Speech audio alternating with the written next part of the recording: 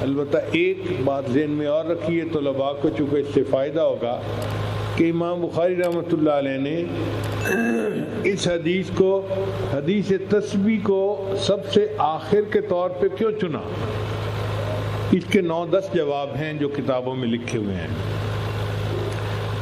جب میں نے اپنے استاد سے یہ حدیث پڑھی تھی تو انہوں نے جو جواب محدثین کے لکھوائے تھے کہ بھئی امام بخاری نشست ختم کر کے اٹھ رہے تھے تو انہوں نے کہا کہ میں سبحان اللہ پڑھ لوں گناہ معاف ہو جائیں گے، اور نبی علیہ السلام کو عمر کے آخری حصے میں تسبیح زیادہ کرنے کا اللہ نے حکم دیا، فسبح بحمد ربک واستغفرہ انہ کان توابا۔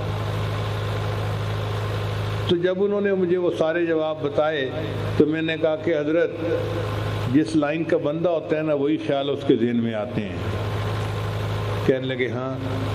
میں نے کہا کہ چونکہ میری یہ لائن ہے ذکر و سلوک والی، تو ہمارے پاس ہر آنے والا بندہ کوئی نہ کوئی پریشانی لے کے آتا ہے، یہ مصیبت، یہ پریشانی، اس کا حل، اس کا حل، اس کا حل۔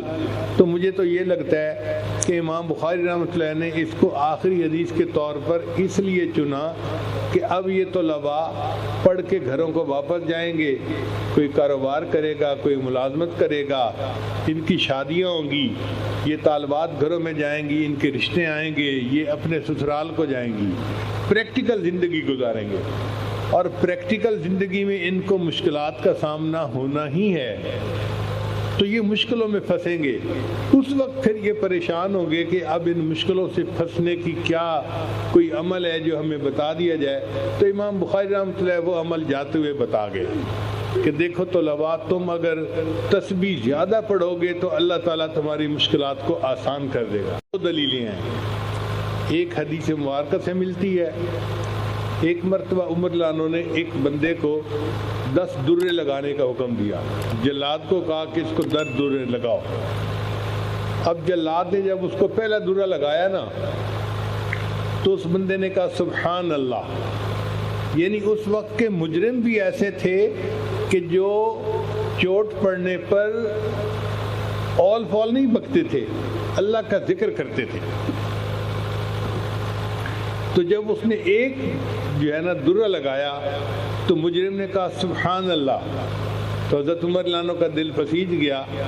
انہوں نے جلاد کو کہا دعنی، چھوڑ دو اس کو، بس باقی نہ مارو۔ اب ابن کعب عنہ بڑے مفتی قسم کے صحابی تھے، وہ پاس تھے، فضاحکہ ابن کعب، تو ابن کعب عنہ مسکرا پڑے۔ عمر عنہ نے ان سے پوچھا کہ من یضحکک، حضرت آپ مسکرائے کیوں ہیں؟ وہ کہنے لگے کہ میں حیران اس بات پہ ہوں کہ سبحان اللہ نے اس بندے کی سزا میں تخفیف کر دی تو سبحان اللہ بندے کی سزا کو تھوڑا کروا دیتا ہے۔ یہ تو حدیث پاک سے اس کی دلیل ہے، اور قرآن پاک سے اس کی دلیل یہ ملتی ہے کہ حضرت یونس علیہ السلام اللہ کے منشا سے مچھلی کے پیٹ میں چلے گئے۔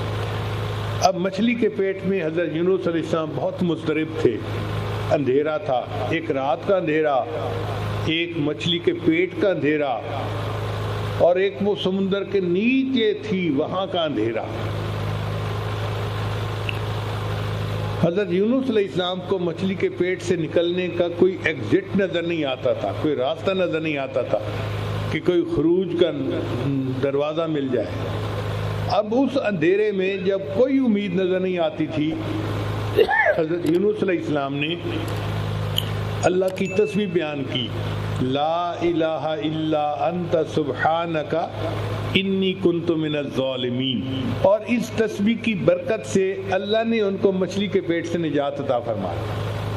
قرآن مجید میں اللہ فرماتے ہیں فلولا انہ کان من المسبحین، اگر یونس علیہ السلام اللہ کی تسبیح بیان نہ کرتے، للبث فی بطنہ الی یوم یبعثون، وہ قیامت تک مچھلی کے پیٹ کے اندر ہی رہتے۔ تو یہ تسبیح ایسا عمل ہے کہ جس مصیبت میں وہ قیامت تک گرفتار رہ سکتے تھے، اللہ نے اس مصیبت سے ان کو تسبیح کے صدقے نجات عطا فرمائی۔ تو اللہ جانتے تھے کہ یہ بچیاں گھر کو جائیں گی، اب کسی کے رشتہ ہی نہیں آئے گا، وہ حالات کی مچھلی کے پیٹ میں پھنس جائے گی۔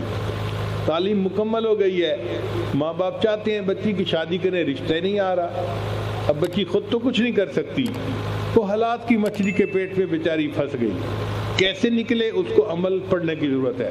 تو امام بخاری نے بتا دیا کہ تم عالمہ ہو، عملیات والوں کے پیچھے بھاگنے کی کوئی ضرورت نہیں، سبحان اللہ کی کثرت کرو گی، اللہ تمہیں بھی حالات کی مچھلی کے پیٹ سے نکال دیں گے۔ یا یہ عالم ہے، یہ پڑھ کے گیا، اس نے کاروبار شروع کیا اور قرضہ سر پہ یکدم چڑھ گیا، نقصان ہو گیا۔ اب کئی لوگ قرضے کی مچھلی کے پیٹ میں ایسا پھنس جاتے ہیں، نکل ہی نہیں پاتے، کوشش کرتے ہیں، دن رات محنت کرتے ہیں، نکلنے کی صورت نظر نہیں آتی، پھر پریشان ہو کے کہتے ہیں کہ جی کوئی عمل بتاؤ کہ ہم ان حالات سے نکل جائیں۔ تو امام بخاری نے پہلے ہی بتا دیا کہ تم تسبیح کی کثرت کرنا، اللہ تعالیٰ تمہیں قرضے کی مچھلی کے پیٹ سے نکال دیں گے۔ لہٰذا امام بخاری رحمۃ اللہ نے طلباء اور طالبات کو جاتے جاتے ایک ایسا نسخہ بتا دیا کہ اب علماء طلباء کو عاملین کے پاس جانے کی پوری زندگی ضرورت ہی نہیں ہے۔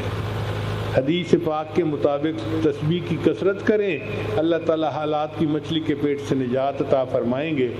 تو استاد نے اس جواب کو پسند فرمایا تھا۔ بہرحال یہ چند باتیں میں نے پیش خدمت کی، جو غلطی کوتاہی تھی وہ میری طرف سے ہے، اور اگر میں نے کچھ اچھی باتیں کی تو یہ اللہ کی طرف سے ہے۔ اللہ اپنا احسان ہمارے اوپر جاری رکھے اور ہمیں دین کی خدمت کے لیے قبول فرمائے۔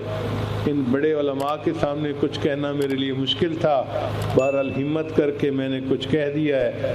جزاکم اللہ۔ دنیا میں نہیں کچھ بھی ہنسی تیرے برابر، ہے کتنی کشش خانہ کعبہ تیرے اندر۔